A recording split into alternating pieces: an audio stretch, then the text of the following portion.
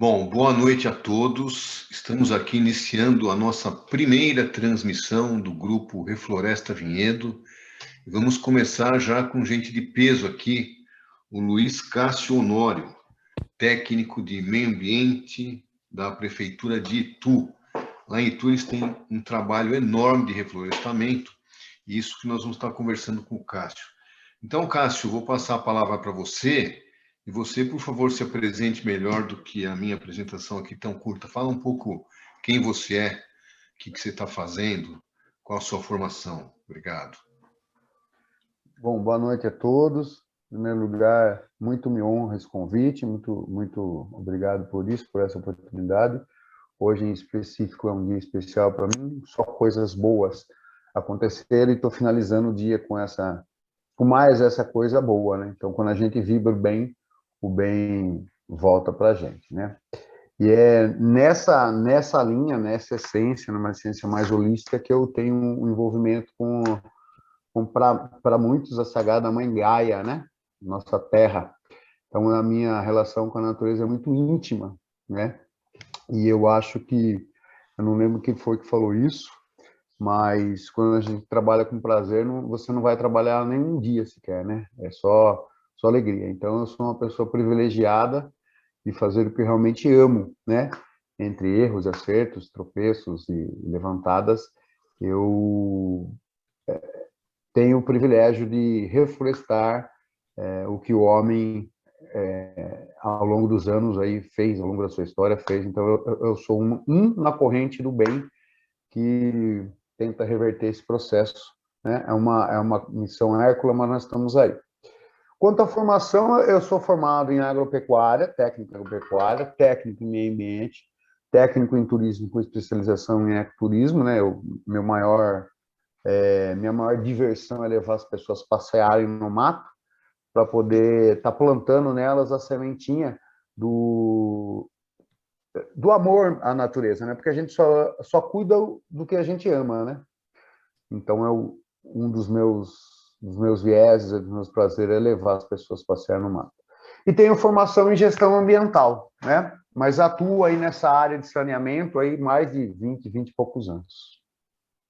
É isso. Legal. Muito bom. Nós é que agradecemos muito, né, a sua disposição em estar aqui com a gente e passando um bom conhecimento que você tem aí nessa área. E eu vejo que o seu conhecimento é muito abrangente, né? E citou aí, eu também sempre penso em tudo que a gente faz, eu sou arquiteto urbanista e faço parte aqui de vários grupos em Vinhedo, na defesa do meio ambiente, e a gente sempre cita Gaia e James Lovelock, né? O cientista que conseguiu comprovar com uma maneira científica que a Terra, Gaia, é um ser vivo. É muito interessante essa história. Legal que você pensa assim.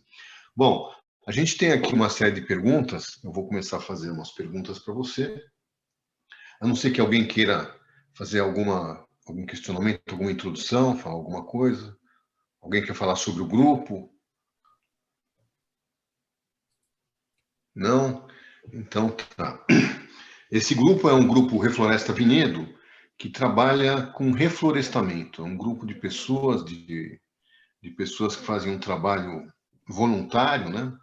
Depois de tantas agressões que Vinhedo vem sofrendo, com incêndios, com desmatamento, com loteamentos irregulares, né? Todo tipo de agressão formou um grupo, de repente, na cidade. Essa cidade não tinha uma atividade social, política social muito grande, mas hoje a gente tem muitos grupos. E esse grupo aqui é um grupo que, além de falar, de propor, de estudar, faz. Esse grupo refloresta. É um trabalho que está começando ainda, mas eles pegam na enxada mesmo. Eles vão nos lugares e estão reflorestando, o que eu acho um exemplo fantástico, né? Eu participo também desse grupo, quero participar um pouco mais. Vamos lá para a primeira pergunta. Qual é o histórico do trabalho de reflorestamento em Itu? Meu querido, eu vou algumas vezes apelar para a cola aqui, porque eu não sou muito bom com números, com cabeças, mas o histórico ele é antigo. Quando não se falava em TCRA, em TACs, então começou, quando criaram conceitos de compensação ambiental ou de EIA-RIMA, né? EIA e RIMA, a prefeitura se viu com a necessidade de começar a fazer isso. Aí abriram um concurso e foi contratado um engenheiro agrônomo, que é o meu mentor profissional até hoje, né? Luiz Carlos Mazzini, que é também um guerreiro aí. Ele foi contratado em 1991 para poder começar a reflorestar.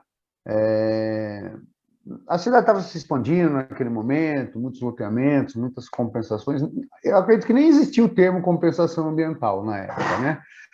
Mas, ou se existia, não estava tão na moda assim. Mas o Mazzini, um outro guerreiro também, começou com essa história de reflorestamento. Aí eu tive o privilégio de ser contratado também, passei um concurso público, e ele foi o meu chefe direto. Na época era SAI, Serviço Autônomo de Água e Esgoto de Itu. Era uma autarquia da prefeitura, né? Tinha pernas próprias. E aí eu tinha o cargo de inspetor de manancial. O que era isso?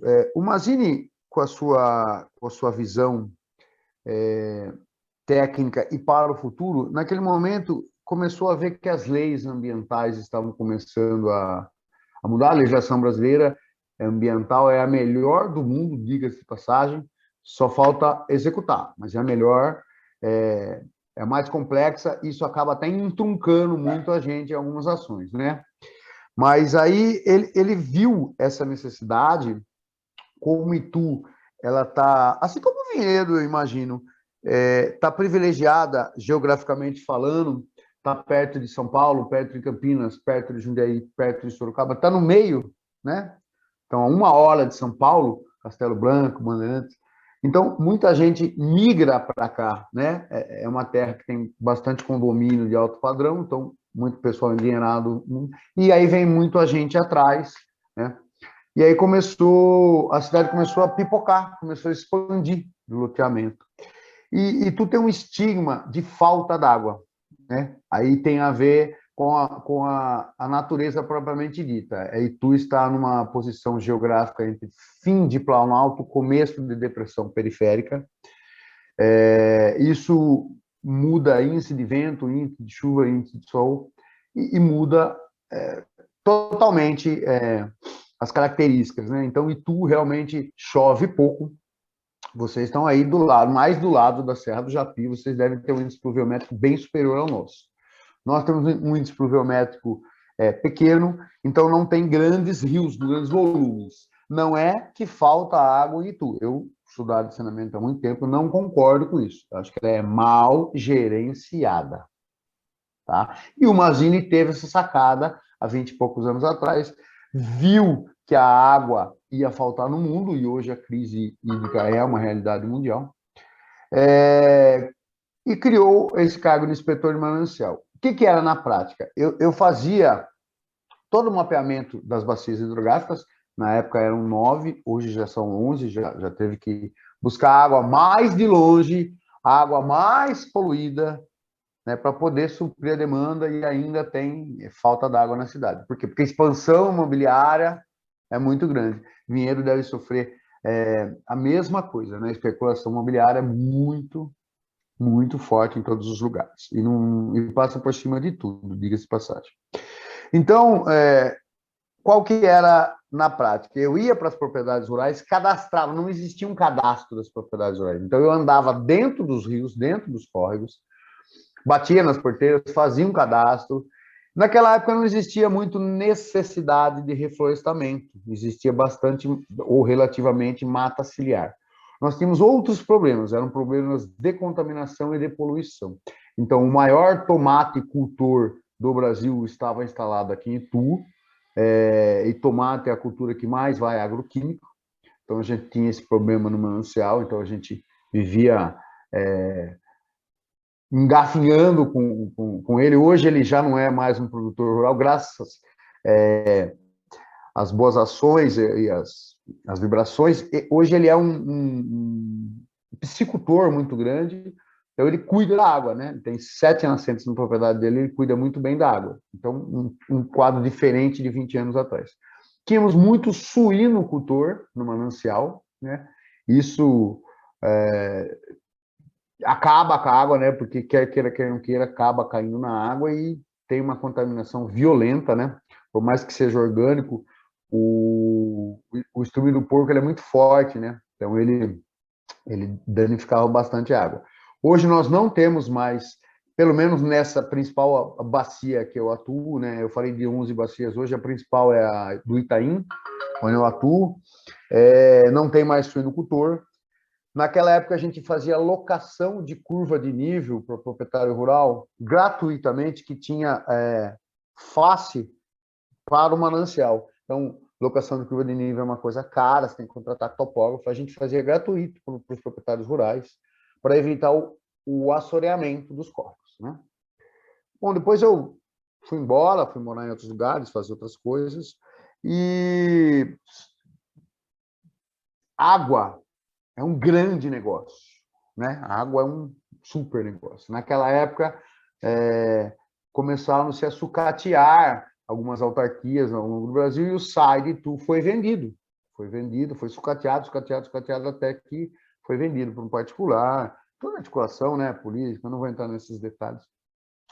E aí a concessionária não trocou os hidrômetros e não investiu no que tinha que investir, né? E, paralelo a isso, com o tempo passando, as propriedades, os proprietários rurais foram picoteando essas propriedades, né? Uma questão de história mesmo, né? Foram morrendo, os herdeiros foram, né? Então as fazendas viraram sítios, os sítios viraram chácara e a pressão para o uso da água aumentou, né? E as regularidades não acompanharam, não regulam represa, não regulam motobomba, desmatam mais para plantar, etc. e tal. Então, hoje, a gente tem problema de falta de mata ciliar nos mananciais, em especial esse que eu trabalho, com a característica que o solo é muito arenoso e tem muita pecuária. Então, hoje o trabalho é de tentar inverter isso aí, a legislação favorece isso. Hoje a gente trabalha com reflorestamento, recomposição de mata ciliar. Mas o histórico é esse, é de 91 para cá que começou-se a reflorestar aí.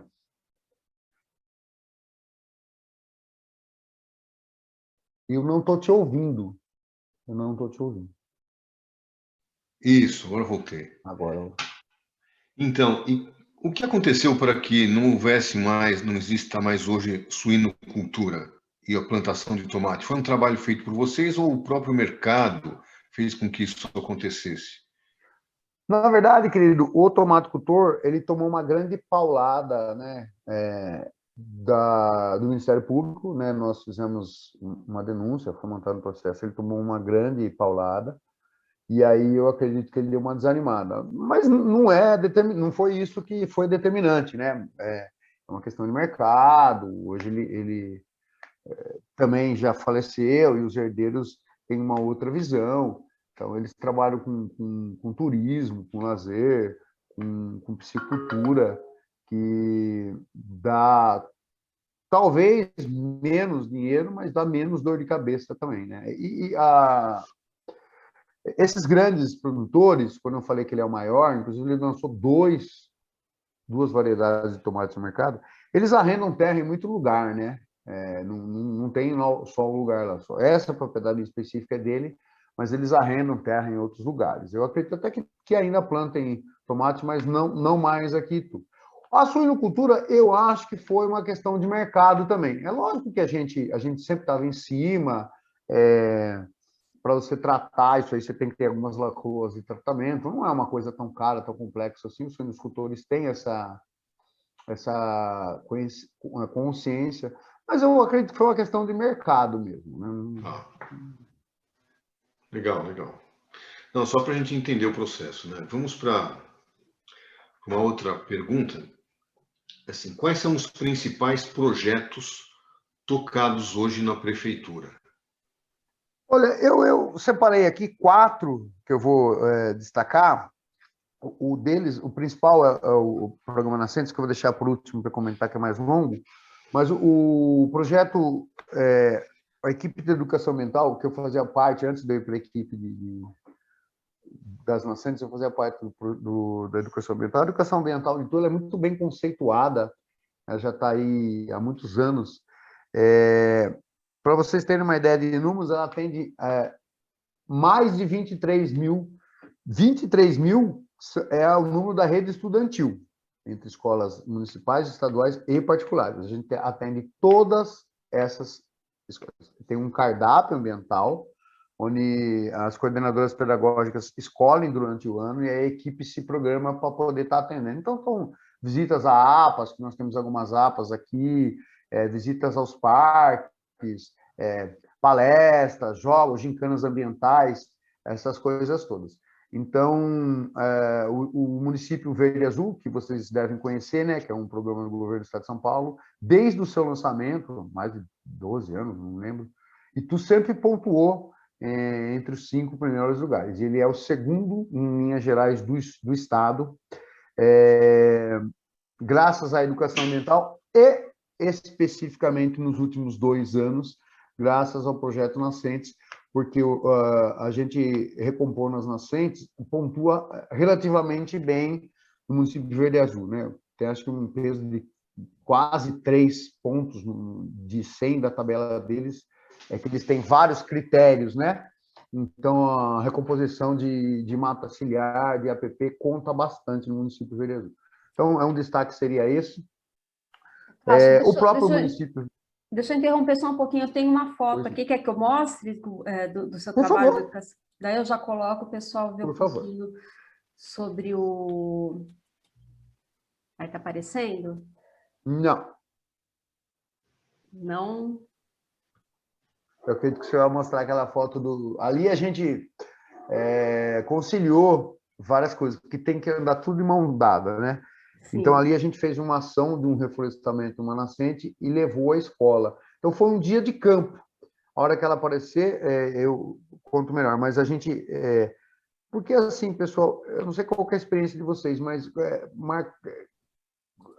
essas novas gerações, elas não... Essa mesmo, pode colocar. Essas novas gerações, elas não têm ideia da realidade, né? Então, como eu disse no começo, quando a gente não conhece, a gente não ama, a gente precisa conhecer para amar. Então, para mim, tá aparecendo todas as fotos aqui, Luciana. São todas? Tá, para mim, pelo menos, não sei se para mim também. Então, peraí, deixa eu fechar aqui.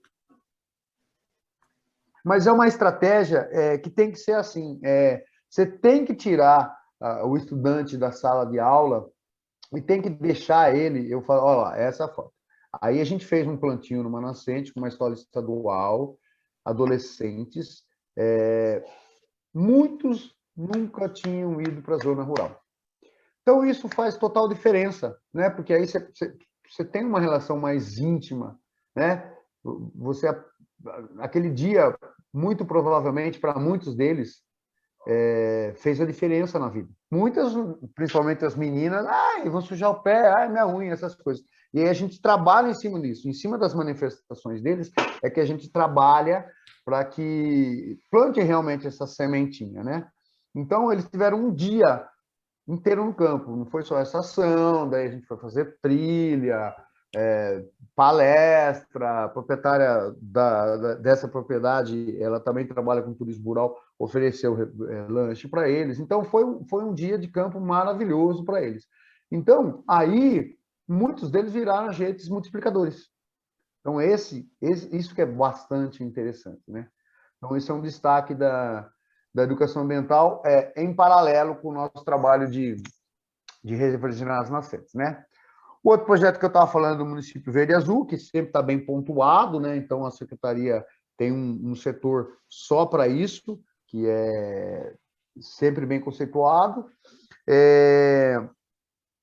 Eu destacaria também a questão do licenciamento ambiental, que agora, eu não sei se vocês têm conhecimento, a CETESB, ao longo dos anos ela ficou defasada e ela já não dá mais conta de fazer todos os licenciamentos que o Estado de São Paulo pede. Então, há uns anos atrás, pouco tempo atrás, são muito poucos os municípios que o município vizinho de vocês, Campinas, aderiu. Nós estamos aderindo. Então, licenciamentos considerados de baixo impacto ou de impacto local poderão ser licenciados pelos municípios que aderirem. Então, isso vai agilizar bastante, vai gerar emprego, vai gerar imposto, vai destruncar um pouco a CETESB, que vai poder estar com o tempo com os técnicos dela fazendo vistorias em empreendimentos de maior porte. Então, nós estamos nessa fase de adesão. O atual prefeito quis, é uma responsabilidade muito grande, tem que adequar o corpo técnico, tem que adequar a estrutura. Então, nós estamos nesse momento, o técnico está sendo capacitado.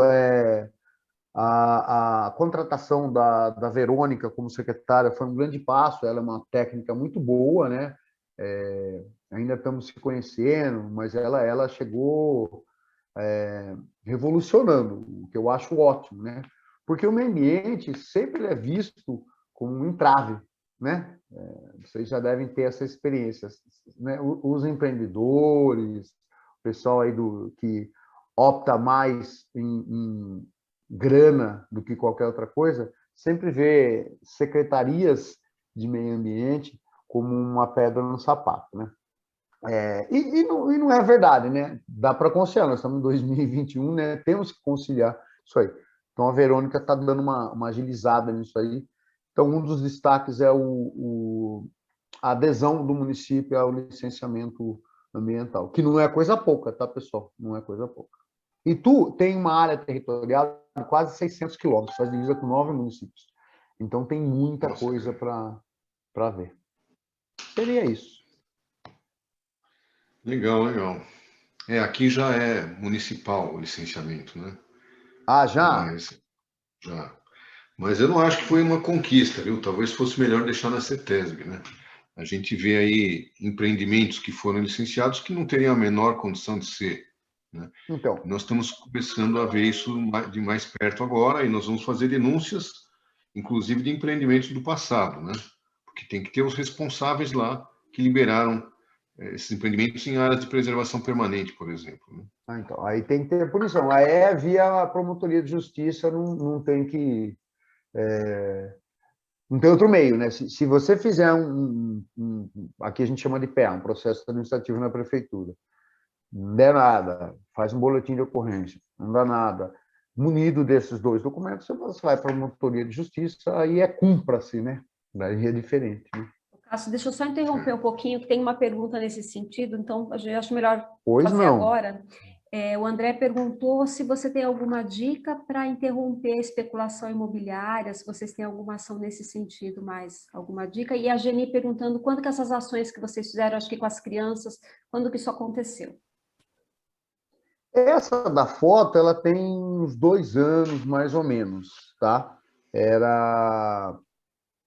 O projeto ainda estava engatinhando, o projeto Nascentes, Adote uma Nascente.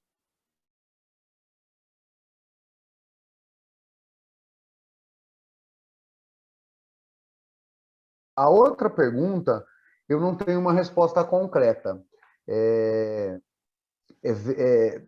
Assim, quando é licenciamento municipal, tem que fazer uma forte pressão para os vereadores, tem que fazer parte do CONDEMA. O CONDEMA daqui é deliberativo, então ele tem bastante força, né? E os membros do CONDEMA aqui não são de brincadeira. Mas isso é uma conquista recente, tá? Porque o CONDEMA sempre foi, assim, sem comentários, mas agora tem um...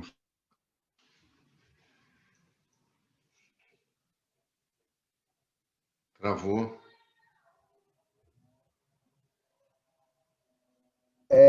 Pressão com o vereador, porque realmente dinheiro fala mais alto, então é difícil, né? E tu tem muito problema de... eu não vou dizer que é um problema, mas é uma característica, porque como eu falei, o primeiro condomínio de alto padrão do Brasil é Quintu, né? Terra de São José. Hoje tem o Terra de São José 2, que é um conceito eco. Então, eles têm tratamento de efluente próprio, tem uma área verde gigante, tem monitoramento de fauna, tem duas redes de água. Então, a água servida, é água cinza que a gente chama, né? Não água de esgoto. Ela recebe tinta e recebe tratamento. Então, o conceito de eco chegou no pessoal endinheirado, né? Então, hoje, nós temos esse conceito aqui em Itu, pelo menos um condomínio de alto padrão. Mas Itu foi eleito por governantes, há 30 e poucos anos atrás, que seria essa cidade dormitório, vamos assim falar. Tanto é que nós temos classificadas,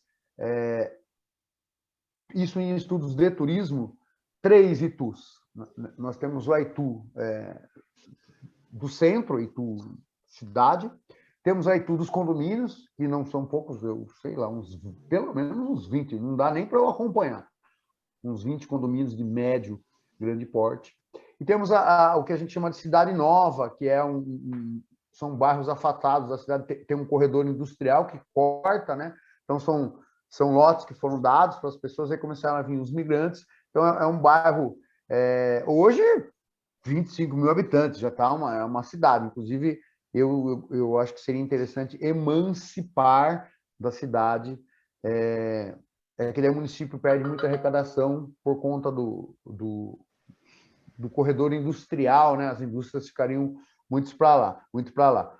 Mas, então, são 3 institutos. É um pessoal de baixa renda, isolado da cidade, o pessoal de alta renda, isolado pelos muros, e a cidade. Isso é um conceito que a gente tem do turismo, tá? São levantamentos turísticos, mas que eu aplico no meu dia a dia. Não são levantamentos ambientais, mas que tem uma realidade. Mas só para não perder a pergunta, eu acho que o maior problema ambiental é a reprodução, né? Nós reproduzimos, temos filhos, e aí precisamos morar, precisamos comer, precisamos se vestir, temos hábitos de consumo. Então, a especulação imobiliária é uma coisa que fala muito alto hoje em dia, né? Então, o que eu posso também ajudar a contribuir é que vocês estejam juntos da Associação de Engenheiros e Arquitetos do município de vocês, façam um trabalho lá, junto a eles, de conscientização, peçam informações. Sindicato Rural também é um bom parceiro, porque a cidade vai se expandindo, vai para a zona rural, né? Vai margeando os limites da cidade e vão se expandindo. Então, o Sindicato Rural pode ser um bom parceiro. E a principal dica é não desistir nunca, porque não é fácil. Eu respondi legal. as 2 perguntas? Respondeu quais os principais projetos tocados hoje na prefeitura, né? Agora, então, mas a pergunta que a Luciana fez, que as outras pessoas, as 2 foram respondidas? Sim, uma foi da Geni. Tá bom. Mas incrível a coincidência, hein? De Vinhedo com Itu, como a cidade é distribuída. Aqui nós temos tudo igual. Nós temos uma Vinhedo que é do centro, depois nós temos uma Vinhedo que é dos condomínios. Aqui, vocês me corrijam, por favor, tem mais de 50 condomínios, né? E aí a gente tem a Anhanguera, que divide a cidade. E aí, do outro lado da Anhanguera, a gente tem população mais de baixa renda, o bairro da Capela, que é junto com o distrito industrial, né? Isso tudo é estratégico, né? O bairro onde tem menor poder aquisitivo sempre fica do lado das indústrias, né? Então, é tudo igual. Aqui é assim mesmo. Acho que isso é uma característica. Cada município tem a sua característica própria, mas esse desenho ele é próprio de cada município, né? Isso não tem. Bom, quarta pergunta. O que deu certo e o que deu errado em sua experiência de reflorestamento? Meus queridos, eu não classificaria como certo e errado, né? Eu classificaria como experiências. É tudo muito novo, a questão de regeneração no Brasil, né? Pelo menos aqui no estado de São Paulo, porque o estado de São Paulo é o estado que mais sofre pressão, inclusive imobiliária. A gente pegou programa chama... no fim eu não respondi na pergunta dos projetos. Eu falei que ia deixar o projeto nascente por último, e acabou que a gente... Mas eu vou linkar agora. O programa Adote uma Nascente, ele nasceu a partir da necessidade, que o Mazini, um engenheiro agrônomo que eu comentei, viu, mas ele pegou o programa Nascentes do Estado de São Paulo, não sei se vocês conhecem, e modelou para a realidade do município. O programa Nascentes, ele linka 3 ou 4 agentes, né? Ele tem um agente que é a propriedade que precisa ser reflorestada, e o proprietário não vai fazer, por falta de dinheiro, por falta de consciência. Ele linka as pessoas físicas ou jurídicas que precisam fazer alguma compensação, né, ou que tomaram uma multa, ou que precisam expandir algum negócio, precisa compensar isso, né? E junto com as empresas especializadas em fazer isso, em reflorestar, né? E o quarto agente seria o próprio governo do estado, que faz, eu falo, esse casamento. Então, você tem uma demanda, você tem, a partir dela, o governo falou, não, eu não tenho condições, não tenho dinheiro, não tenho estratégia para reflorestar tudo o que o Código Florestal exige. A crise hídrica está brava, São Paulo, a capital, já vai buscar água em outro estado. O que nós vamos fazer? Vamos aliviar as multas de quem aderiu ao projeto. Então, você tem perdão parcial de multa para quem aderir a esse projeto. No entanto, esse projeto ele tem, na minha opinião, não sou ninguém na área, ele tem uma característica que inviabiliza muito, pelo menos para aqui, para Itu, a partir de 5 hectares. Então, se você tem uma área com 4,5 hectares para ser regenerada, você não entra no programa Nascentes. São só 5 hectares para cima. Então, nós adaptamos isso aí, chamamos o projeto de Adote uma Nascente. Então, graças a Deus, ele é um sucesso, ele é reconhecido por vários agentes. O próprio programa Nascentes indica o município de Itu. Algumas empresas que fazem reflorestamento nos procuram pedindo área. A gente foi para a Promotoria de Justiça Municipal, pediu para que ela direcionasse multas ambientais para o nosso projeto.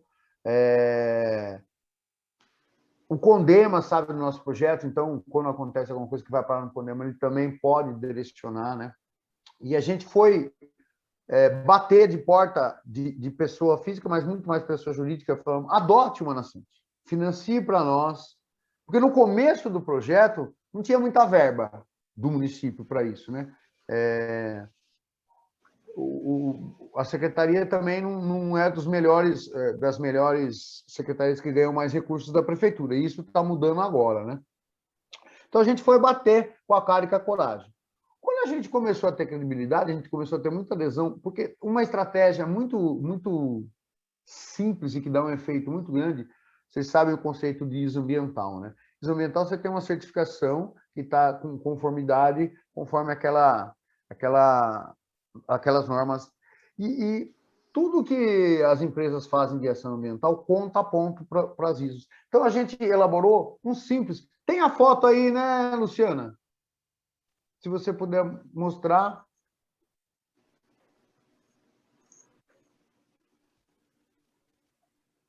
Quando você faz isso, eu vou pegar um copo d'água. Só um minutinho, tá?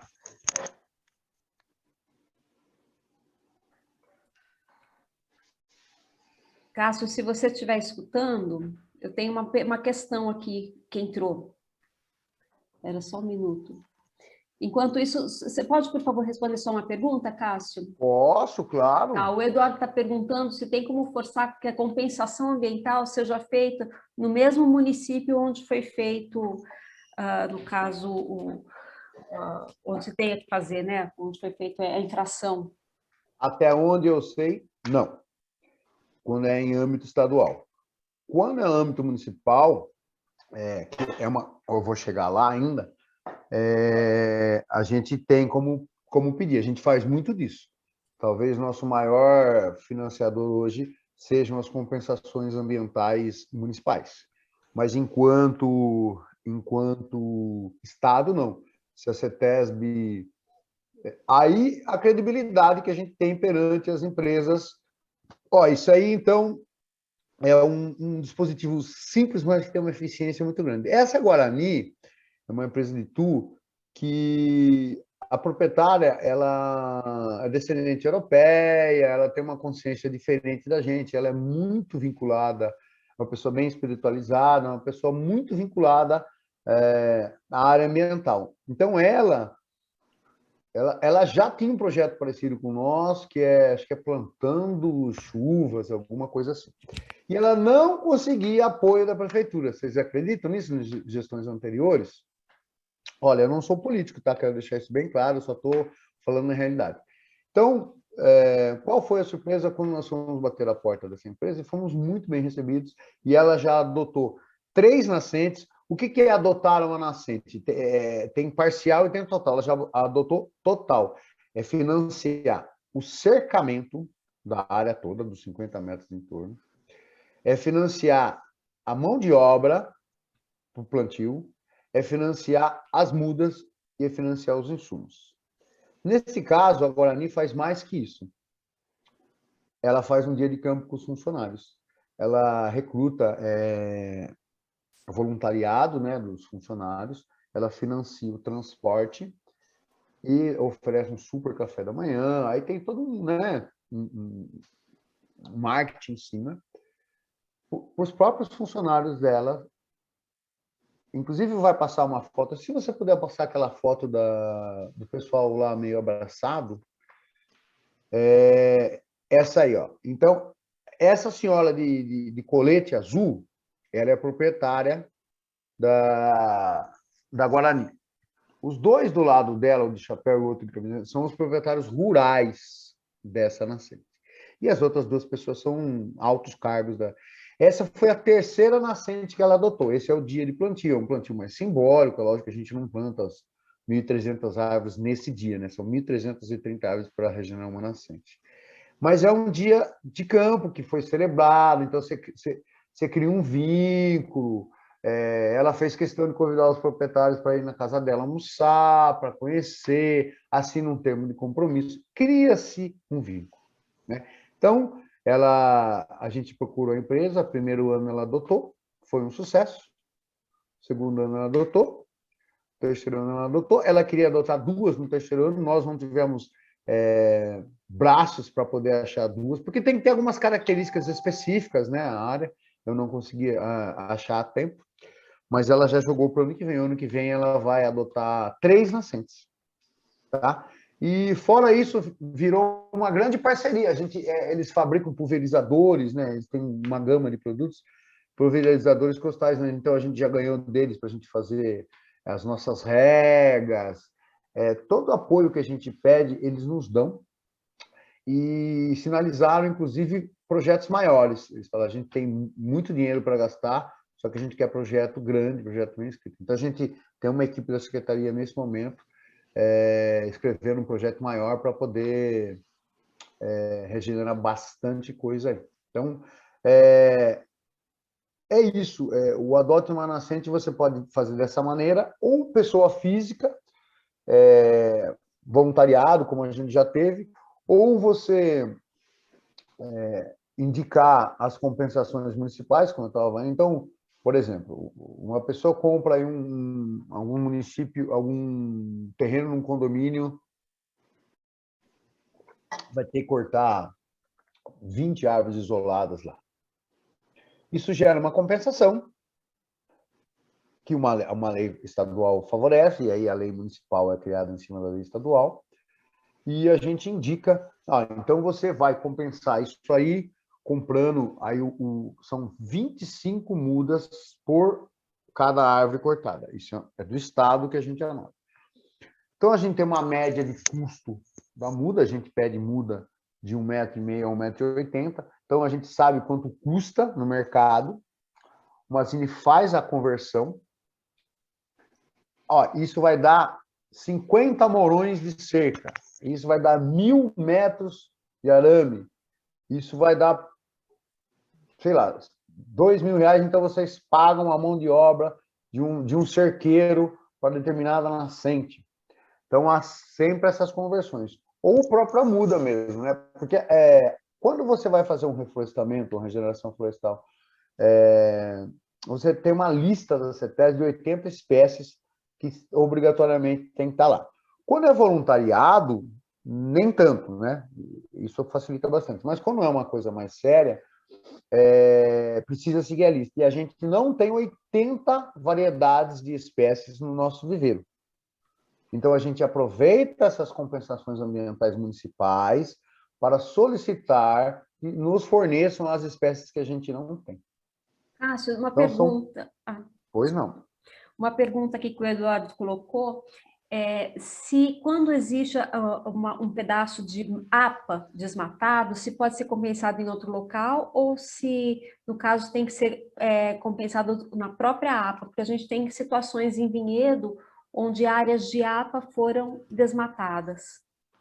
Então, precisa ver se essa APA tem um plano de manejo, precisa ver se essa APA não está em APP, essa parte desmatada não está em APP. Área de manancial. Então, especificamente, eu não sei de uma legislação, mas o bom senso diz que sim, né? Se vocês...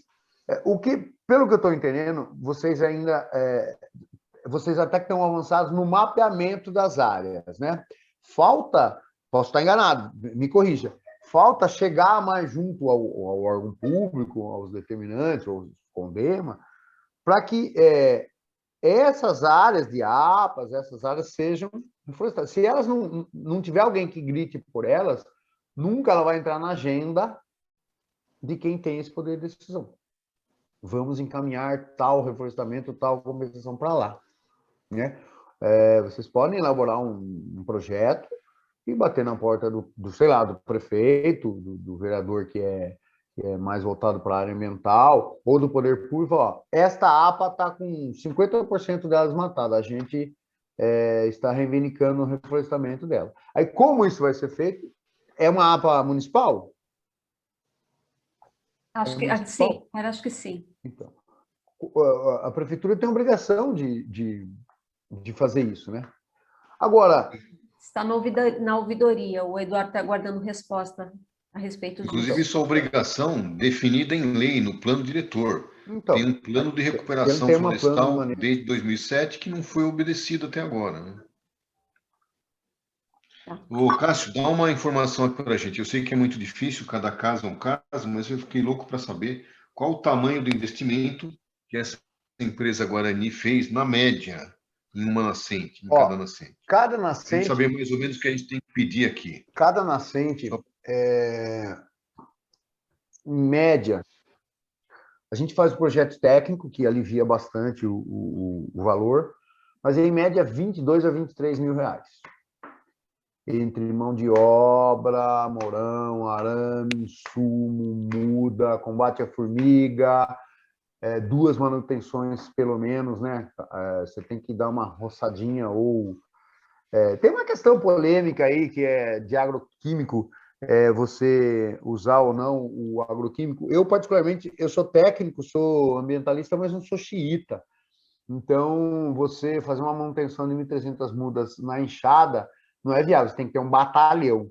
Então, quando você vê que não vai cair no manancial, eu sou a favor de aplicar o agroquímico aí.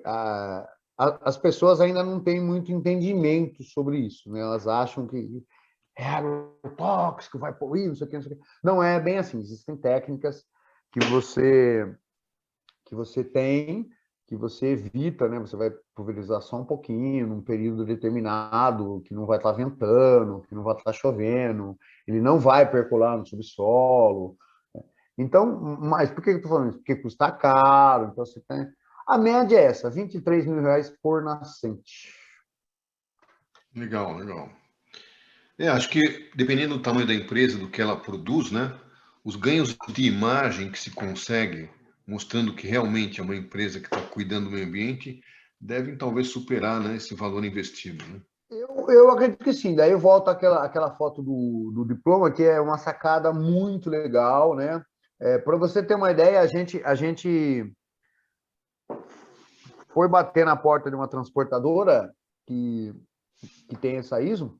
Ela sim nos financiou parcial, não foi total. Depois a gente foi pedir lona, porque no viveiro a gente tem que forrar o chão com lona, porque senão o mato cresce, né? Muita irrigação, o mato cresce entre nos deram lona. E ela nos indicou para várias empresas parceiras dela, que tem a ISO ambiental, e que nos procuraram, e que a gente deu a certificação e ganhou muda.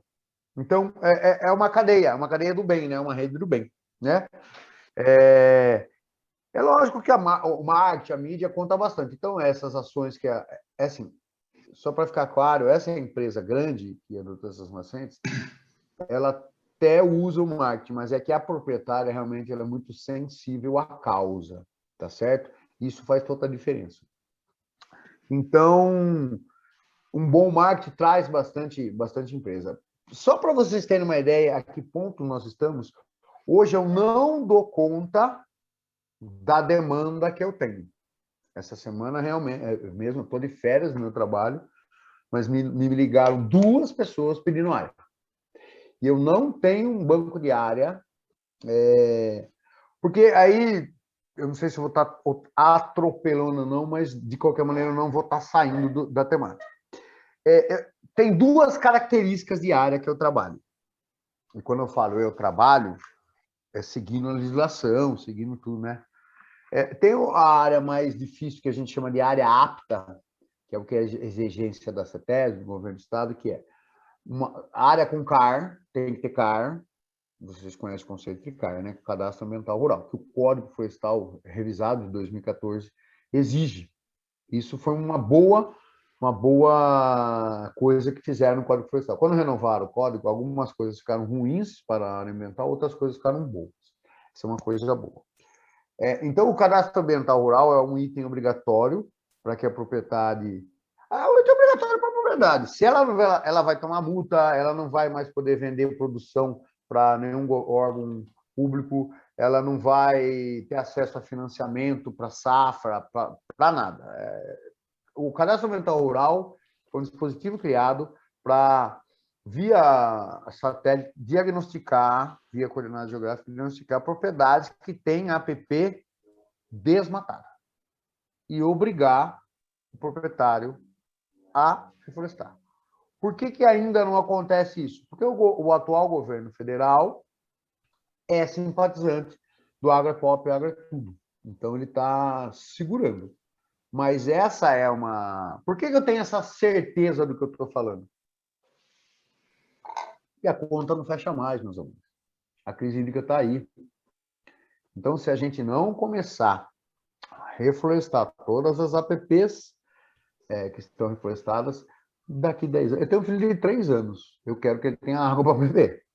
Se a gente não começar a reflorestar agora, daqui 10 anos a seca vai estar grave, né? Então, se essa lei não começar a ser cobrada, esse dispositivo do Código Florestal, que é o CAR, não começar a ser cobrado daqui 2 anos, vai ser daqui 5, vai ser daqui 10, mas as propriedades rurais terão que fazer a regeneração das matas ciliares, mais cedo ou mais tarde, tá? Então, esse é um dispositivo que a CETESB exige. Tem que ter o cadastro ambiental rural. Segundo dispositivo, que é o mais complexo, situação legal perante o cartório de imóveis e registro de imóveis. Tem que ter a situação legalizada. O que acontece? A gente sabe que no Brasil tudo é caro. Então, morre o proprietário rural, ele tem 4 herdeiros lá. Ninguém quer fazer inventário. Então, se eu não tiver com o documento da terra certinho, eu não consigo locar um reflorestamento para essa propriedade. Tá? E o terceiro item que a CETESB exige, que esse é o mais simples, assina um termo de anuência, né? Você assina um termo de comprometimento, que você não tem nenhum passivo ambiental na área. né? Porque os proprietários me procuram, por exemplo. Eu sou um fazendeiro, eu preciso reflorestar uma nascente lá. Primeira pergunta que eu faço: você tomou alguma multa ambiental? Você tem que fazer isso por força de lei? Se ele falar, tenho, eu não posso locar um reflorestamento para ele. Se ele tiver algum passivo ambiental, se a área tiver algum passivo ambiental, eu não posso locar segundo a lei. Tá? O que acontece é porque qual é a minha prioridade? Ter água no município. Então, se ele tem multa ambiental, não, tem um caso desse que eu estou fazendo. Eu estou ajudando uns irmãos que herdaram uma dívida do pai, um passivo ambiental do pai, e eu estou dando uma força para eles, com coisa técnica, projeto técnico, levando muda, ajudando no que eu posso, porque os caras não têm dinheiro e a área dos caras é a área de manancial. Então, não é que eu estou burlando a lei. É uma multa que eles tomaram, mas vieram pedir ajuda para mim, e eu sei que aquela área tem que ser reflorestada, eu sei que eles não vão ter condição de reflorestar. Então, eu estou ajudando dentro da minha possibilidade ajudar. Então, isso cai num segundo coisa que eu ia falar, que é o reflorestamento que eu chamo de caseiro. Tá? O que é o reflorestamento caseiro? É voluntário. Eu não obrigatoriamente preciso seguir à risca a legislação. Então, se o cara tem ou não tem CAR, se o cara tem ou não certidão no cartório de registro de imóveis, a mim não interessa. Interessa que ele assine um termo de compromisso e me dê contra as partidas. Porque também eu não posso ser paternalista ao ponto de eu fazer tudo para a pessoa. Né? Proprietário rural chora muito, é um tipo, é uma pessoa, um estereótipo que tem um conceito ainda muito... Eu sou fazendeiro, eu sou dono da terra, eu posso fazer o que eu quero com a minha terra. E não é bem assim, né? Nós estamos em 2021, o mundo está como está justamente por pessoas, justamente não somente, mas também por pessoas que têm essa mentalidade retrógrada.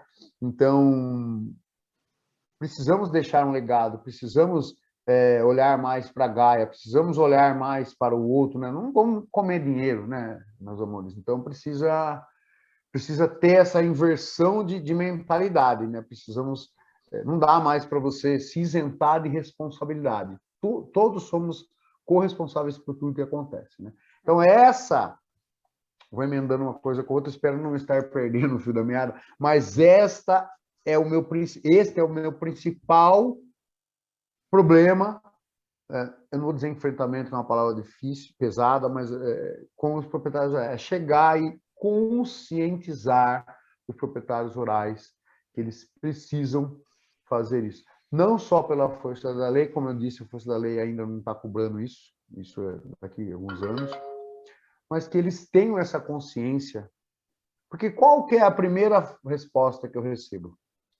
Eu vou perder área agricultável ou área de pasto. É mínima a área que ele vai perder. Mínima. São 50 metros de entorno. Se for uma nascente inteira, vai dar 7.800 metros quadrados. É pouca coisa. E o ganho... eu não tenho certeza desse número. Estou vendo que você está anotando, eu tenho péssima memória e está tudo no meu computador lá. Mas são 50 metros de raio. De qualquer maneira, o ganho ambiental ele é muito maior do que um lucro com uma plantação ou com uma criação de gado, né? Eu repito, não dá mais para a gente se isentar da corresponsabilidade. Todos somos corresponsáveis. Então, inclusive isso valoriza a terra. Se você for vender uma propriedade rural com bastante mata, ela vale mais. Aliás, se você tiver uma propriedade rural para vender e a APP, ela tiver desmatada, você não consegue vender. O Cássio, ela tem que estar registrada. Oi. Uma pergunta aqui que o Eduardo fez. Tem um link onde possa se levantar o passivo ambiental de um terreno, de uma área? Essa informação é disponível na prefeitura? Onde se encontra isso? Não, na nossa prefeitura isso não existe. Isso não existe. Eu, particularmente, não sei nem se a CETESB tem esse banco de área. Se for uma multa já efetivada, que a Polícia Ambiental foi lá, multou e caminhou para o Ministério Público, isso vai para o banco de dados da CETESB. Então, a CETESB tem. Agora, quando você fala terreno, eu não sei se é um terreno em área urbana ou se é uma propriedade rural. Mas se já for uma multa consagrada, no sentido de já ter ido para a Promotoria de Justiça, a CETESB tem isso no banco de dados delas. Agora, se ela é pública ou não, eu não sei. Eu acredito até que não, porque tem a preservação do direito, né? É complicado isso aí. Tá? Obrigada. Tá bom. Vamos lá, senão eu divago muito, meus amores. Então, mas a gente tem ainda mais 3 perguntas. Pois não. Dessas 3 perguntas, eu vou fazer as 3, mas eu já falo um pouco de cada uma. Aí você fala, você complementa. A área que você falou lá das nascentes é realmente isso, 7.853 metros quadrados. Tem uma discussão aí, só não sei se vale a pena fazer aqui, para a gente entender. Tem muita gente que fala que o correto não é fazer um raio em volta da nascente, mas você trabalhar essa metragem de uma maneira que você consiga uma melhor da nascente sem ser com essa composição geográfica.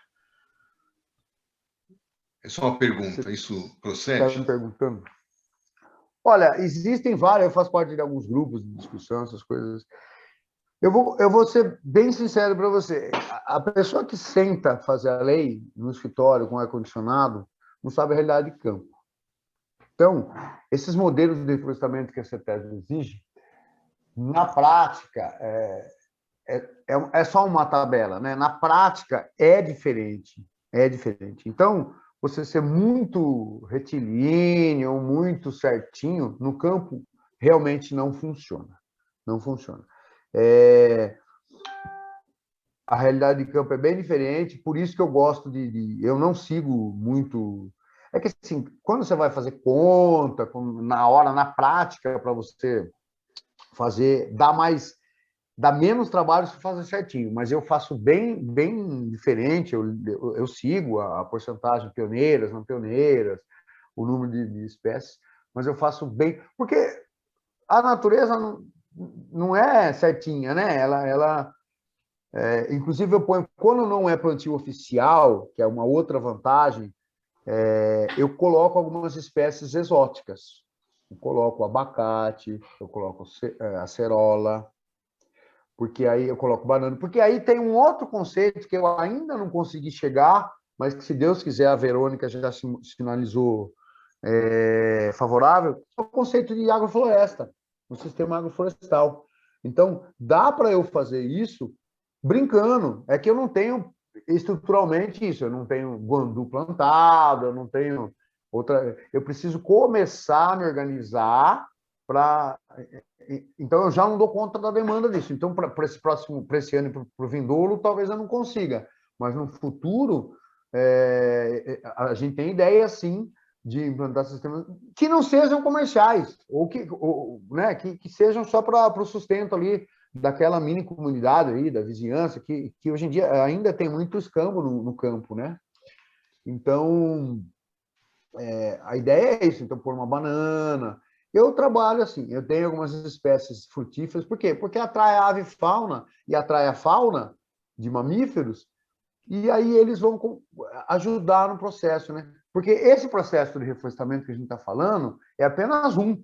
Ele é o mais rápido, talvez o mais eficiente, no entanto, ele é o mais caro. Eu tenho outros sistemas, eu posso só cercar a área e deixar regenerar sozinho. Eu posso... Quando eu falo cercar a área, é porque em Itu nós temos muito pecuária, tá? Então, aonde eu for tem gado. Então, se eu não cercar a área, não tem como eu fazer reflorestamento, tá? Inclusive, eu tenho, respondendo, voltando um pouco na pergunta, quais foram os erros e acertos, que eu não concordo com erro e acerto, mas uma característica, a gente teve um plantio que a gente fez, inclusive essa empresa adotou, foi a segunda nascente que ela adotou, que na época da seca tudo. e o plantio verdinho, o gado forçou a cerca até que ela entrou e comeu metade do plantio. Então, nós tivemos que... Daí o proprietário, como o proprietário tem bastante dinheiro, ele colocou choque daí o gado não entra mais, e a gente teve que replantar 800 mudas. Então, são características de campo que acontecem, não adianta. O gado está lá na seca, sem pasto, vendo aquela folhinha, né? Eles não veem colorido, mas está vendo que ali tem... Eles invadem mesmo, não tem como, né? Legal. Vamos lá. Então, tem mais 3 perguntas. Só a pergunta da Geni, que ela perguntou se esse número de 1.300 árvores para recuperar uma nascente, se é mais ou menos isso, se é um número... Então, essa é uma determinação da CETESB. Pela 2,5 por 3, dividido pela aquela 7.800 metros, dá mais ou menos isso. É por conta disso. Tá? Eu posso fazer mais ou menos espaçado. Entendeu? Mas se for oficial, tem só 2 modelos matemáticos que ele precisa. 2 espaçamentos específicos. Daí eu tenho que se seguir. Entendeu? Eu não tenho tanta flexibilidade. 3 perguntas, e lembrando que parte você já respondeu, mas eu vou fazer as 3 perguntas que foram definidas aí pelo grupo. Vamos lá. Quem faz o projeto de reflorestamento? Quanto tempo demora? Aí eu acho que quanto tempo demora, além de fazer o reflorestamento, é saber quanto tempo você volta a ter um pouco de água, né? Tá. Que você realmente conseguiu. E aí perguntam também quais são as referências federal, estadual e acadêmica. Então, as referências são as estaduais. A gente, nada no poder público a gente faz fora da lei. Sempre a gente tem que seguir o que a lei fala, por conta de não ser coautor, né, de alguma coisa errada. Isso é ponto pacífico. O que a gente faz é melhorar, incrementar. Mas a primeira parte da sua pergunta, o mentor é o Luiz Carlos Mazini, o engenheiro agrônomo. Eu sou apenas o técnico de campo. Eu faço a parte mais difícil, né? Estar em campo. Mas é o Mazini quem escreve os projetos, a anotação técnica dele que vai para os projetos. Quando o calo aperta, quando o proprietário... porque eu não tenho também muito jeito para lidar com determinadas situações, determinados tipos de pessoa que acham que é dono do mundo. Eu não sou tão politizado assim. Então, eu já passo a bola para o Mazini, porque o Mazini é um cara mais experiente, mais tranquilo, tem uma boa conversa, tem propriedade no que está falando. Então, já teve casos de um proprietário rural que começou a dar nó e pôr empecilho. Falei, Mazini, eu não trato mais com ele porque ele está procurando pelo em ovo, e o Mazini foi com toda a boa vontade do mundo e conseguiu. E hoje, esse proprietário rural, ele é o nosso maior perpetuador da ideia, do projeto. Ele foi o cara mais chato, foi o cara que mais me ensinou. Hoje é um sucesso, hoje já tem a gente regenerou 2 nascentes dele, e aí tem mais 2 para serem regeneradas, que vai acontecer agora, que a prefeitura de Itaquaquecetuba locou uma compensação que eles têm que fazer. Eles nos procuraram, a gente indicou essa área, e aí cai numa outra parte da pergunta sua, quanto tempo? Parte do quanto tempo é a partir da assinatura. Isso é uma característica que desanima o proprietário rural. O ser humano, ele quer tudo para ontem, né? Então, quando você bate numa porteira, explica o projeto, você vai, você volta, você vai, você convence, você faz, você argumenta, o proprietário aceita. E é uma área apta, que é aquela que eu falei para vocês, que tem toda a documentação. A partir do momento da assinatura do contrato até efetivamente começar o plano, você pode por aí 2 anos. Isso desanima o proprietário rural, porque, infelizmente, existe estigma de que poder público, em qualquer esfera que seja, não tem credibilidade. Então, eu já ouvi muito isso. Mas você vai fazer isso aí, mas amanhã o prefeito muda, vocês abandonam a hora, porque o proprietário rural ele é responsável pela área. Eu vou plantar a área dele, eu vou cuidar por 2 anos, a partir de 2 anos, que é quando a CETESB entende que a floresta ela tem condições de ir embora sozinha, né, de continuar sozinha, eu saio de campo, eu saio. Isso também responde um pouco a sua pergunta.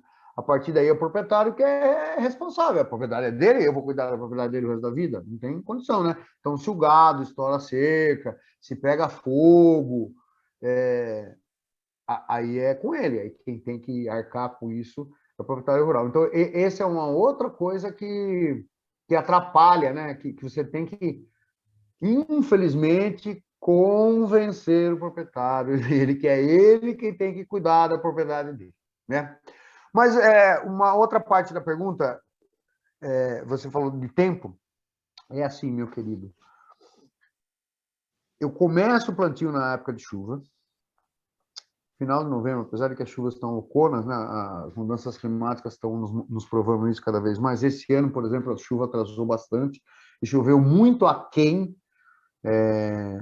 do esperado. Vai ter seca esse ano, pode escrever o que eu estou falando aí, manda um documento para mim que eu assino.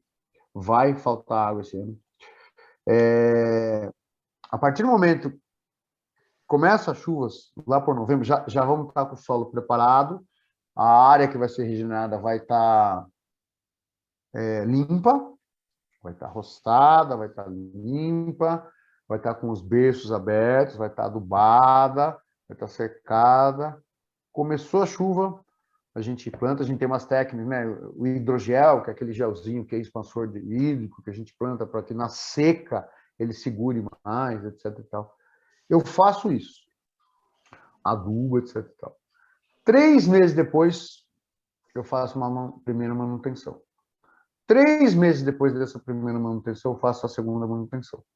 E aí já começa uma manutenção de podar para você conduzir, porque eu quero que a floresta cresça para cima logo, para dar sombra, para matar ou não deixar nascer, não deixar vingar as braquiárias, as invasoras, porque, eu repito, aqui tem muita pecuária, então tem muita braquiária, né?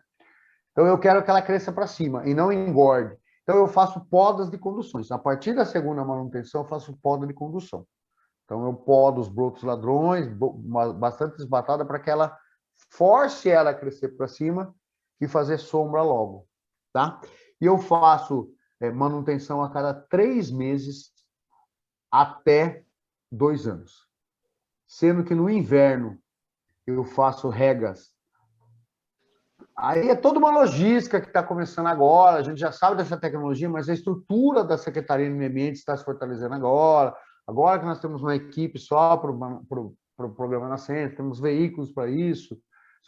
A ideia é que, pelo menos uma vez por semana, a gente mole, a partir de maio, os plantios recentes. Mole bastante. Então, eu tenho manutenção de rega, manutenção de adubação, manutenção de poda e o combate à formiga, que é constante. Isso eu tenho que ter uma contrapartida do proprietário, porque a gente não falou em contrapartida, tem a foto do trator, se a Luciana puder colocar. Existem, quando é o projeto, o que eu chamo de caseiro, que é esse que é mais flexível, que na prática dá mais certo, eu preciso de uma contrapartida do proprietário rural. Ó, essa foto aí é a placa que a empresa financiou desse plantio. Aquela foto que vocês viram, todos os proprietários das empresas. Essa é um TCRA que a gente cumpriu.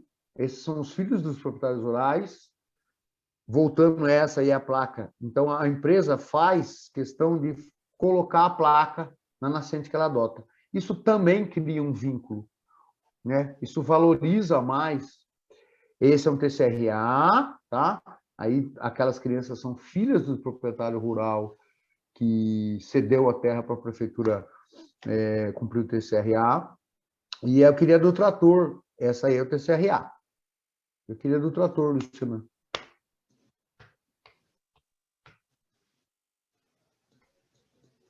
Esta é uma contrapartida do proprietário rural. Então, ele cedeu o trator e o implemento para que eu faça, até porque esse implemento é muito grande, os berços servem gigantes, o que é melhor para a planta, né?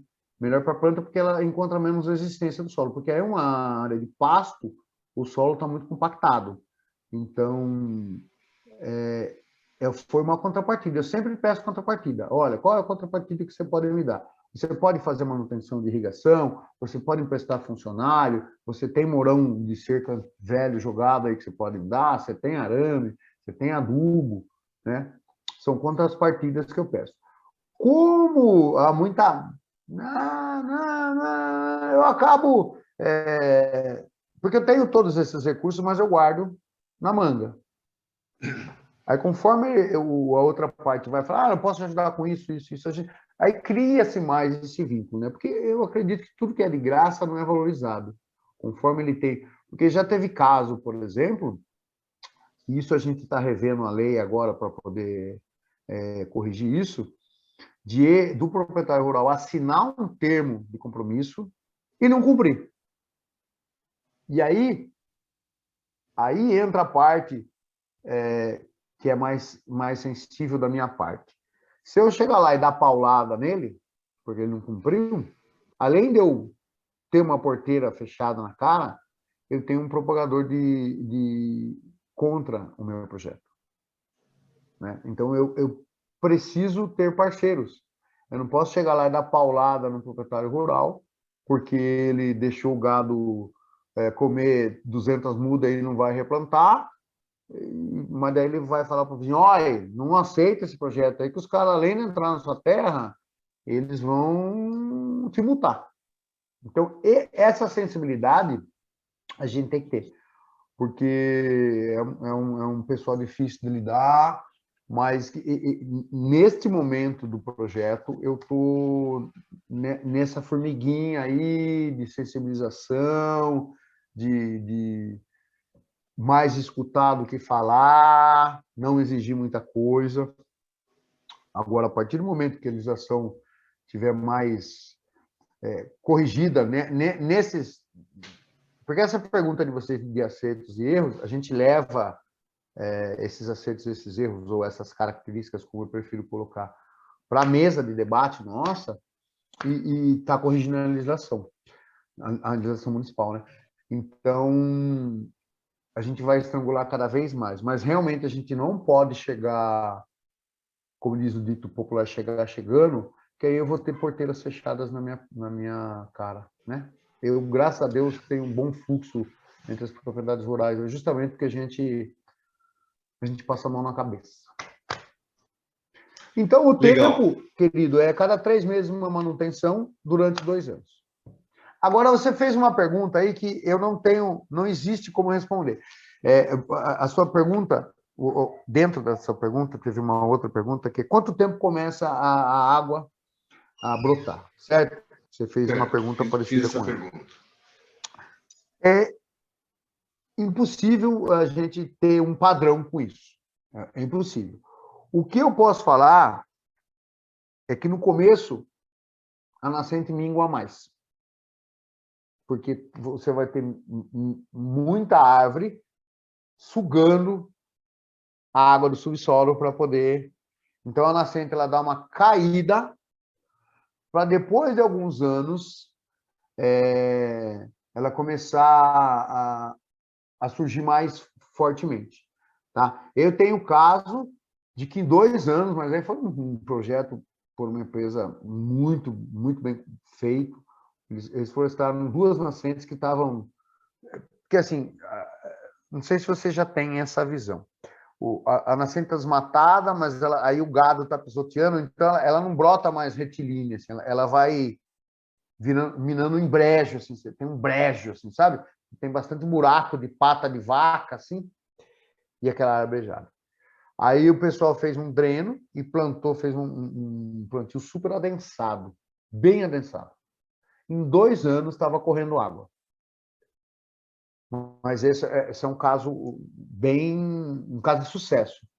Eu poderia dizer para vocês, a partir de 5 anos, que você começa visivelmente ver, né, que a água tá com maior volume.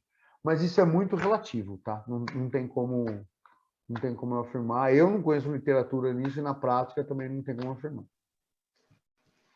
Não, legal, porque essa é uma expectativa, né? Quando a gente fala de reflorestamento, que vai melhorar o abastecimento de água na cidade, sempre vem essa pergunta.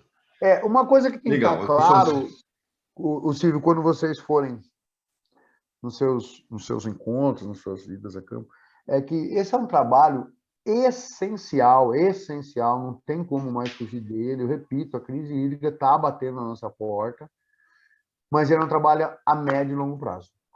O reflexo, o efeito dele, ele é médio e longo prazo. Ele tem que ser feito imediatamente, mas em questão de volume da água, se você pegar uma nascente que está, sei lá, 1 litro por minuto, uma nascente pequena, você só vai dobrar essa capacidade dela em 10, 12 anos, entendeu? Então, é um trabalho de médio e longo prazo, mas que precisa ser feito imediatamente.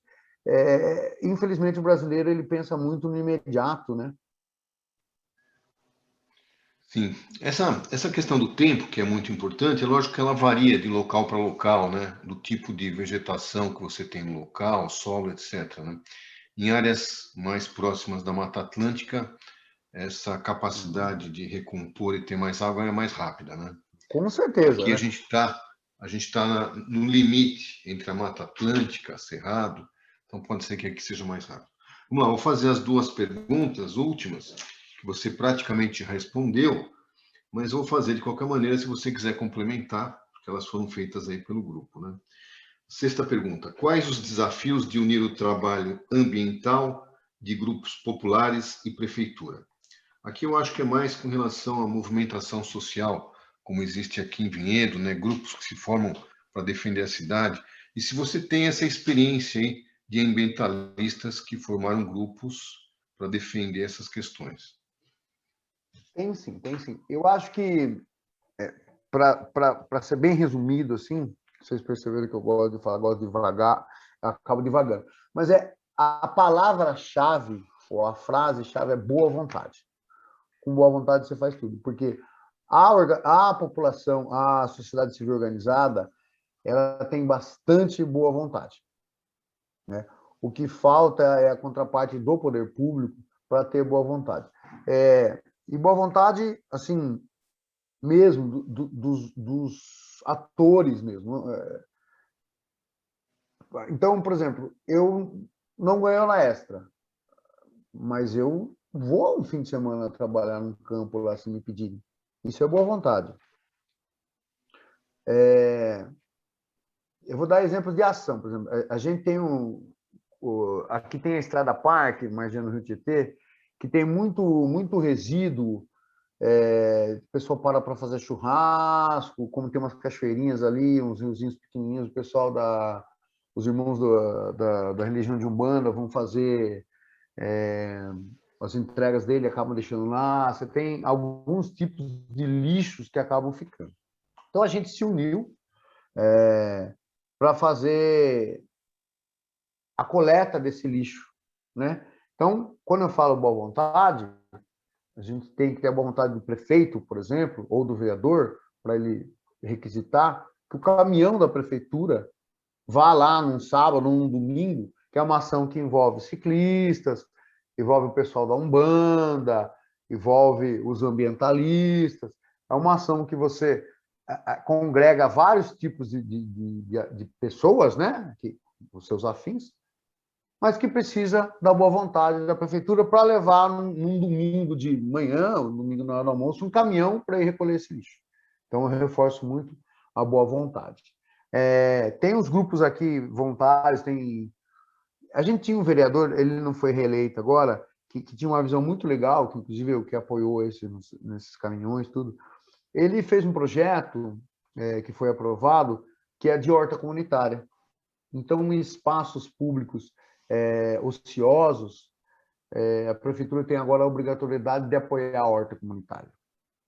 E apoia com semente, apoia com técnico, apoia puxando um ponto de água para molhar, apoia fazendo a educação ambiental na comunidade de entorno daquela determinada horta, apoia, tem um grupo grande aqui que chama Filhos de Gaia, que é o João, que é o cara que encabeça, é um cara muito, muito enganjado na causa. Então, tinha um terreno lá que é público, mas que tem, vocês devem ter muito isso aí, histórico de depósito de entulho clandestino, né? Você joga um papel de bala, se você não tirar, no dia seguinte tem um saco de lixo. No dia seguinte tem né? Isso é incrível. E estava, assim, horrível.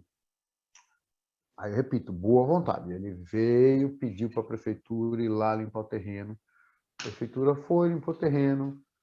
Aí ele fez uma conscientização com as pessoas em torno foram no dia para ajudar a limpar o terreno. Então, as pessoas se apropriam daquilo, né? Se apropriam daquilo. E aí a gente plantou muita muda, porque eu só produzo no viveiro municipal, só produz essência nativa, tá? Como eu tenho que seguir a lei. Quando eu falei que eu planto um abacate, uma acerola, é uma ou outra que a gente tem, etc. e tal, mas eu produzo muda nativa. Então, a gente levou muita pitanga, muito vaia, muito araçá, muita goiaba, muita mora, que são mudas nativas, e eles plantaram. Aí a gente dá um pouquinho de adubo, a gente faz ações, muitas ações lá nessa comunidade, que é uma comunidade extremamente carente. Extremamente carente. Então, a boa vontade conta muito.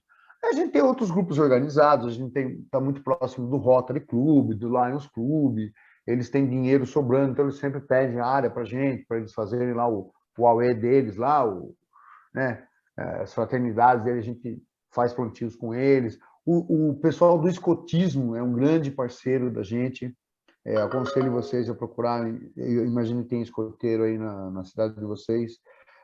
Grupos organizados de igreja também, são grupos de jovens de igreja, são muitos parceiros da gente.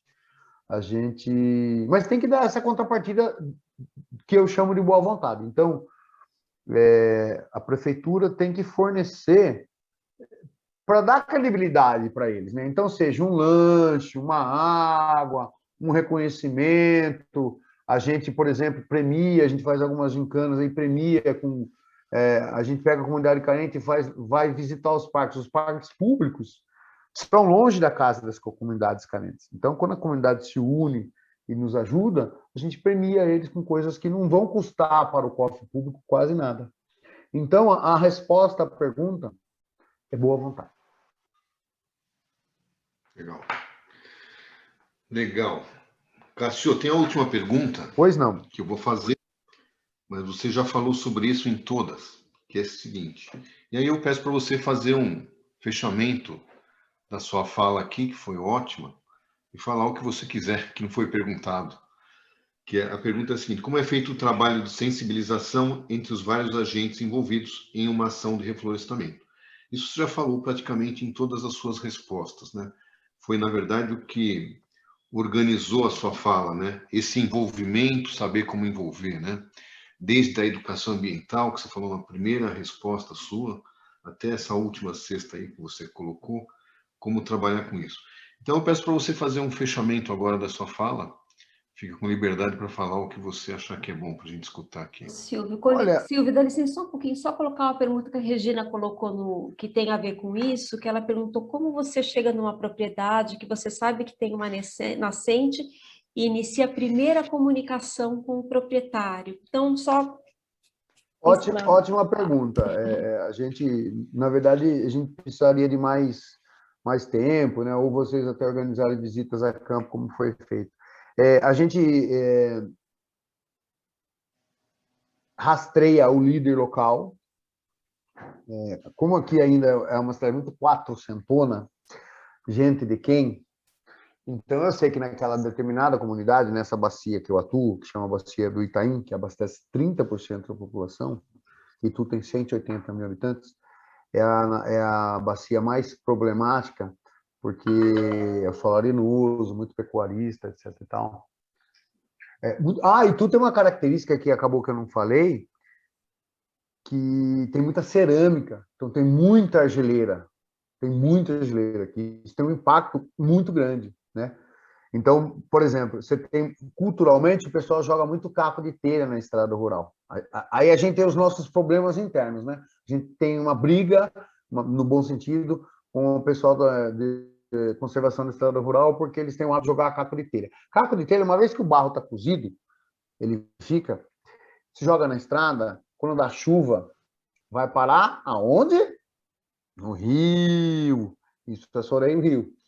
Você entendeu? Então, tem algumas características locais que são complicadas. Então, até cai um pouco na pergunta, né? Na última pergunta, a conscientização dos agentes locais. Então, a gente tem que fazer o dever de casa, tem que pegar as próprias pessoas da prefeitura, os próprios vários órgãos dentro da prefeitura e ensiná-los, porque, para mim, é muito comum a área ambiental, né? Mas não é comum matemática, por exemplo. Então, temos que... Mas a pergunta dela foi ótima. A gente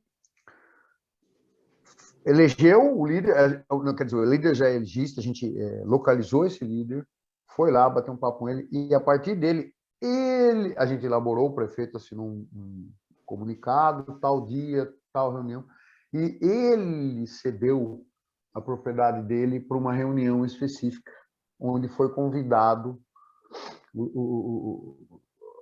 as pessoas de todo o entorno. Eu ainda não tinha diagnosticado quem tinha no nascente. As pessoas sabiam que era um projeto de reflorestar as nascentes e foram voluntariamente nessa reunião. Nessa reunião, o prefeito falou, o secretário falou, aí fomos com colete à prova de bala, etc.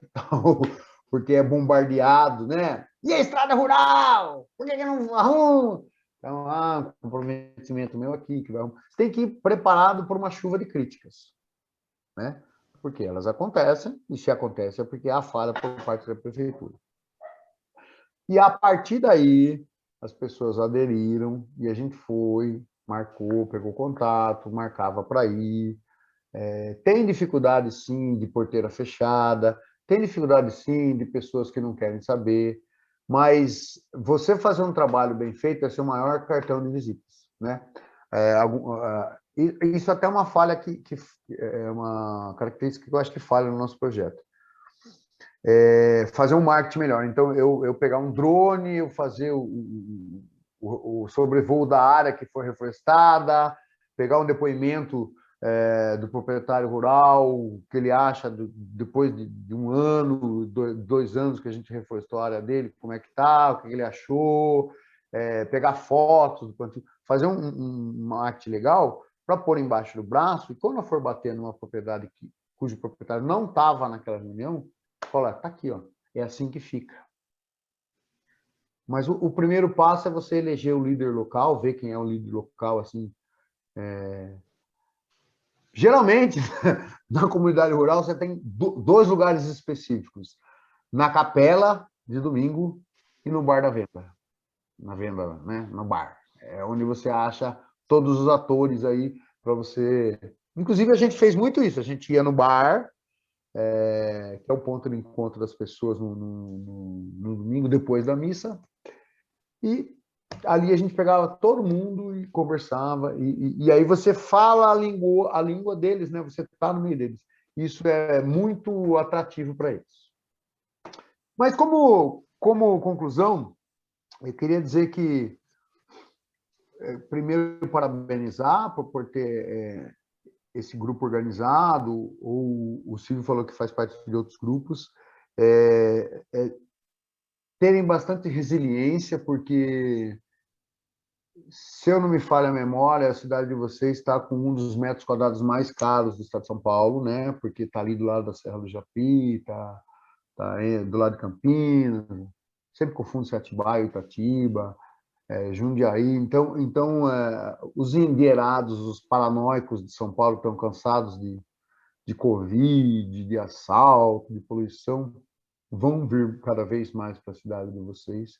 Então, a especulação imobiliária vai ser cada vez mais forte, mas se não existirem esses novos, esses bravos guerreiros que somos nós, né?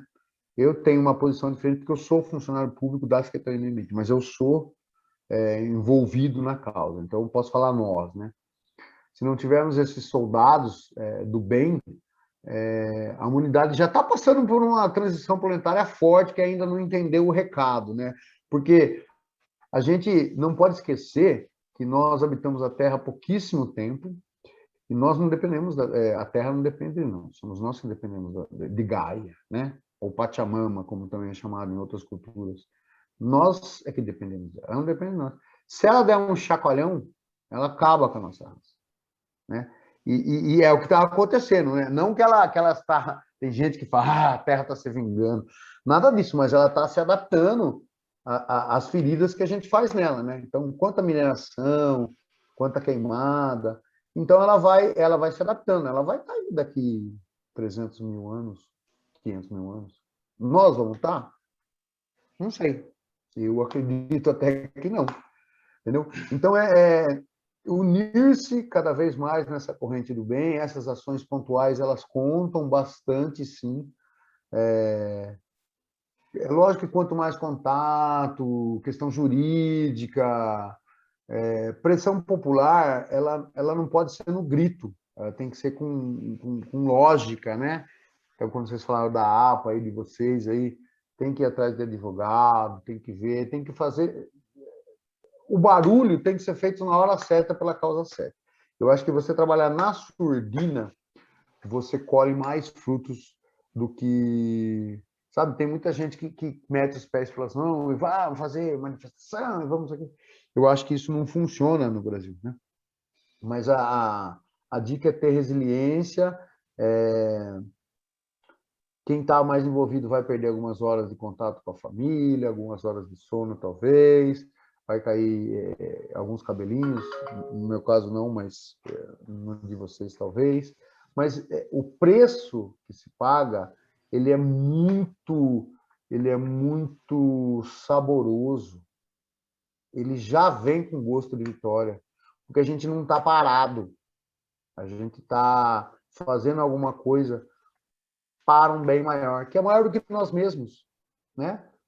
Tem uma frase, quando começou a questão ambiental no Brasil, a gente ouvia muito essa questão, essa frase, que depois ela caiu em desuso.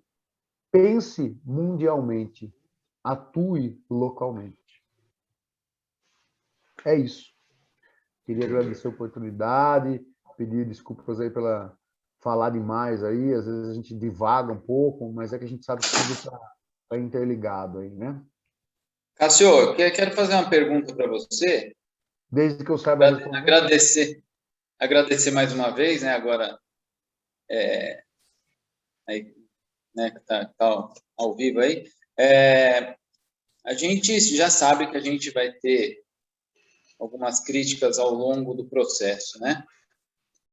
Então a gente está pensando já nessa resiliência, né? Até costumo falar para o pessoal que trabalha comigo, né? Lá, às vezes está no bar lá, né? Só quebra o copo lá, né? Quebra o copo, a pessoa fica desesperada. Só quebra o copo quem está lavando, né? Então a gente vai estar na ação, a gente está propício a cometer erro.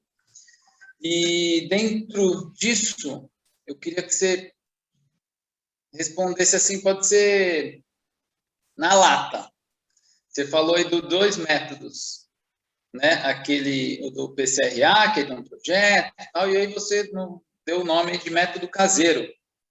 É o que a gente está fazendo agora, né? A gente tem alguns com projeto e tal, mas o primeiro foi o caseiro. E aí eu quero perguntar para você, você falou já, sim, né? Passou acho que rápido aí, o que deu mais certo, né? O que deu mais certo da sua experiência? O caseiro ou aquele que teve toda uma metodologia envolvida? Não que eu estou criticando a metodologia, tá? Não, eu entendi. Na prática, o que dá mais certo é o caseiro, mas eu acho que ele está diretamente relacionado à proporção. Esses métodos maiores, quando eu tenho uma área grande para regenerar, eu procuro por um método oficial, né? Porque aí eu consigo controlar melhor, porque aí daí não sou nem eu que faço, eu sou o agente casamenteiro. Quem faz é a empresa especializada, eu não tenho braços para isso, não tenho pernas para tudo isso. Então, se eu vou pegar uma área lá de 5 hectares, ou 4,5, para não pegar no nascentes, 4,5 hectares, não sou eu que vou fazer. Eu vou colocar uma empresa especialista, porque aí eu vou desde que essa área seja apta, né? Vou pegar essa propriedade, vou apontar ela para a empresa que faz isso, vou fazer o casamento até o último instante, até entregar no altar, eu estou lá. Ah, precisa de uma assinatura tal, o cara não vai sair da empresa dele, eu vou até a propriedade, eu pego, eu faço tudo, ponho a bola no gol. Então, isso é para áreas grandes. E aí a empresa cuida, ela tem mais know-how técnico do que eu, tem mais homens braçais para fazer isso do que eu. Mas o que dá mais certo, até por questão de volume, é a caseira. Porque aí você está lá quase todo dia, você está conversando com o proprietário se envolve, né? Eu acredito que dá mais certo a caseira. Até porque todos eles pedem, mas você não vai plantar frutífera? Planta frutífera. Então, eu plantando um abacate, uma acerola, uma carambola, árvores frutíferas, ele vai estar mais satisfeito. Mas veja, daí a questão legal vai cair que a fauna vai comer frutas que ela não encontra no dia a dia dela ali. Aí a discussão é ampla, você entendeu? Se eu plantar, por exemplo, eu planto alguns pés de mamão ali, pé de mamão não tem na mata.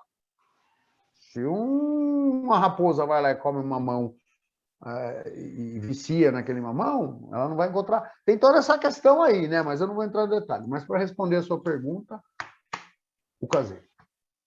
Legal. Eu gostei, eu falaria que isso aí é o encantamento, que é o que o Refloresta está nesse espírito. Sim. Obrigado, Cássio. Eu que agradeço. Vocês têm que... aí eu vou fazer falas mais pessoais, mais de crenças minhas, que eu trabalho muito com a questão de espiritualidade, estou me enredando por alguns meses aí de xamanismo. Então, não só o Gaia, propriamente dito, mas a floresta, ela tem os protetores dela, tem os espíritos protetores dela, né? Então, quando você faz o bem, está em conexão, forma-se uma egrégora. Egrégoras são pessoas, entidades afins com o mesmo propósito. Então, vai se tornando uma grande corrente do bem e as críticas que você citou, ela serve de combustível. Para mim, ela serve de combustível, né? Muito bom, legal. Mais alguma coisa, Luciana? Não, eu acho que é isso, gente. Foi excelente. O pessoal está agradecendo, falando que foi excelente, agradecendo a você, Cássio, pela sua disposição em conversar conosco, em trazer tantas informações práticas para nós que estamos começando agora nesse trabalho. Muitíssimo obrigada pelo Grupo Refloresta Vinhedo aqui, que a gente tem outras oportunidades para conversar novamente com outras experiências, né? Acho que Silvio e Renato, com nossas outras práticas. Acho que é isso. Eu que agradeço a oportunidade. Como eu disse no começo, hoje foi um dia especial para mim, eu tive algumas graças, e finalizando aí com a oportunidade de poder perpetuar um pouquinho isso aí, né? Lançar essa sementinha aí, dar esperança para quem está só num momento diferente do meu, né? Eu tenho a máquina pública ao meu favor, mas eu estou num momento um pouco diferente de vocês, mas nós estamos na mesma causa. Então, eu agradeço aí a oportunidade. Então tá, pessoal. Legal, Cássio. Muito obrigado. Foi muito incentivador de escutar, né? Que bom. Foi um aprendizado, né? A sua visão, o seu envolvimento e a sua maneira de lidar, né? Que não é só técnica, é uma grande condução política da sociedade, né? Em saber lidar com todos esses agentes. Muitíssimo obrigado. Tomara que a gente se encontre mais vezes de alguma maneira, né? Que assim seja. Legal. Obrigado, boa noite. Obrigado, Cássio. Obrigado. Vem visitar a gente quando tiver um tempinho aí. Olha, se você fizer um churrasco vegetariano, eu vou. Tem pizza. É isso aí. Um abraço, Valeu. boa noite para todos. Boa noite, pessoal. Tchau, tchau.